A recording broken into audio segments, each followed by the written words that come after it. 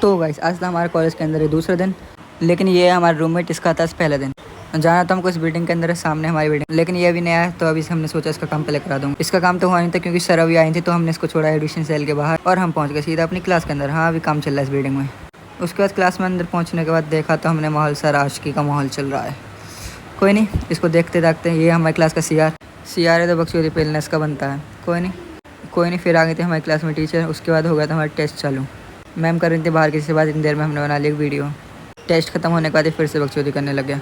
कोई नहीं, फिर उसके बाद इनसे मिली है, ये है पूरी आर्कस की दीवानी, पूरा स्टैंड बना रखा है बोतल का। ये है अमन। फिर उसके बाद आ जाते हैं हम लाइब्रेरी के अंदर। यहाँ पे समझ ही नहीं आ रहा था हमारी बुक्स कहाँ पे कौन सी रखी हैं।